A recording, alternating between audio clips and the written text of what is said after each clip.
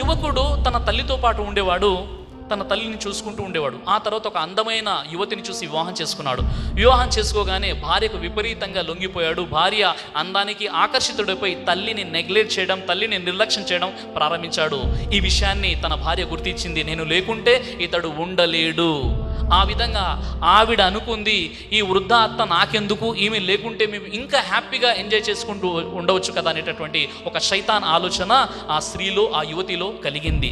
అప్పుడు ఆమె ఏం చేసిందంటే, ఇతడు రోజు ఉద్యోగం చేసుకుని ఇంటికి వచ్చేవాడు. సాయంత్రం రాగానే ఏదో ముఖం మార్చుకుని ఉండేది.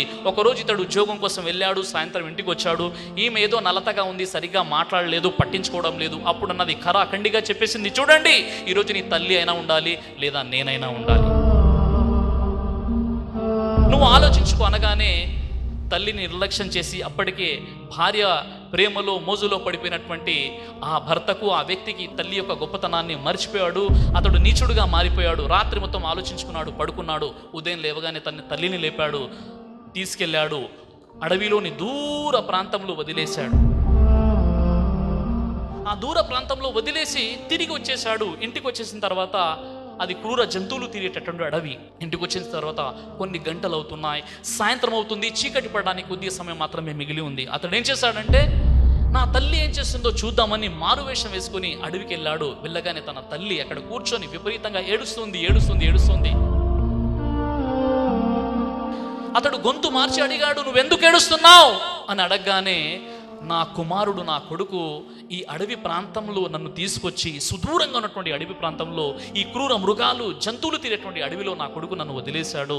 అతడు క్షేమంగా ఇంటికి చేరాడో లేదో, మార్గ మధ్యంలో జంతువులు ఏవైనా వేటాడాయేమో అని నేను భయపడుతున్నాను. నా కొడుకు క్షేమంగా చేరాడనే వార్త ఉంటే మీరు చెప్పండి, నేను ప్రశాంతంగా ఇక్కడే ఈ జంతువులకు బలైపోతాను, కానీ నా కొడుకు మాత్రం క్షేమంగా ఇంటికి చేరుకోవాలనేదే నా తపన అని ఆ తల్లి అంటుంది. అమ్మ మనసే మంచి మనసు. అమ్మకు శాపనార్థాలు ఉండవు. అమ్మ ఎప్పుడూ మంచినే కోరుకుంటుంది. మీరు చూడండి, ఎప్పుడైనా ఇంట్లో ఎంతోమంది పిల్లలు ఉంటారు. ఒకరికేమో బిర్యానీ అంటే ఇష్టం, మరొకరికి గుత్తొంకాయ అంటే ఇష్టం, ఇంకొకరికి సాంబారు అంటే ఇష్టం, ఇంకొకరికి రసం అంటే ఇష్టం. ఇలా వేరు వంటకాల్లో వేరు విధంగా పిల్లలకు ఇష్టం వచ్చిన విధంగా తల్లి వంట చేసి పెడుతుంది. ఎప్పుడైనా అమ్మ తనకు ఇష్టమైన వంట ఎప్పుడు కూడా ఇంట్లో చేయదు. ఇప్పుడు కూడా పిల్లలకు ఇష్టమైనటువంటి వంటకాలే తల్లి చేస్తుంది, కానీ తల్లికి ఇష్టమైనటువంటి వంటకం అనేది ఇంట్లో ఉండదు. ఆ విధంగా పిల్లల్ని తల్లి పెంచుతుందో, అలాంటి తల్లి పట్ల ఇలాంటి వైఖరిని కలిగి ఉండడం ఎంత నీచమైనటువంటి విషయమో చూడండి మిత్రులారా. కళ్ళు మూసుకొని ప్రేమించేది ప్రియురాలు, కళ్ళు తెరుచుకొని ప్రేమించేది స్నేహితురాలు, కళ్ళు ఉరిమి ప్రేమించేది భార్య, కళ్ళల్లో ప్రేమ కనపడకుండా ప్రేమించేది అమ్మ, కళ్ళు మూసే వరకు ప్రేమించేది నాన్న. అమ్మ ప్రపంచానికి నిన్ను పరిచయం చేస్తుంది, నాన్న ప్రపంచాన్ని నీకు పరిచయం చేస్తాడు. అమ్మ భద్రత, నాన్న బాధ్యత.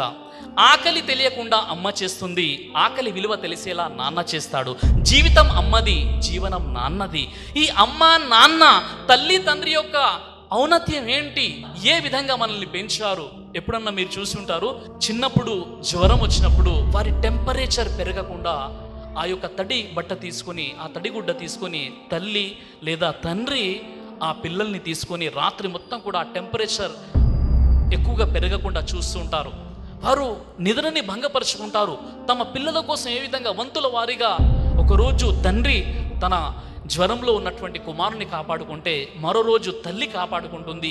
ఈ విధంగా గంటల తరబడి వారి యొక్క నిద్రను కూడా వారు త్యాగం చేసి, వారి ఆరోగ్యాన్ని త్యాగం చేసి, వారి యొక్క పిల్లలు ఏమైపోతారో అనేటటువంటి భావనతో వారు ఉంటారు. ఒకవేళ వారి పిల్లలకి ఏదైనా నష్టం కలిగితే వారు జీవితంలో సంపాదించిన సంపాదన అంతా కూడా పిల్లల కోసం, వారి ఆపరేషన్ కోసం, వారి జీవితం కోసం కేటాయిస్తారు.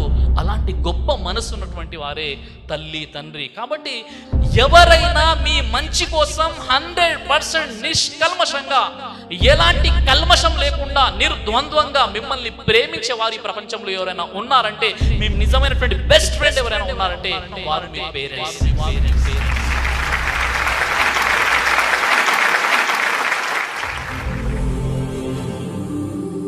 బ్రదర్ సిరాజ్ అని యూట్యూబ్ ఛానల్ని మీరు సబ్స్క్రైబ్ చేసినట్లయితే ఇన్షాల్లా దేవచిత్తం అయితే మీకు వీడియోస్ వస్తుంటాయి. అదేవిధంగా బ్రదర్ సిరాజ్ అనేటటువంటి ఫేస్బుక్ని కూడా లైక్ చేయడం వల్ల మీకు వీడియోస్ వస్తుంటాయి.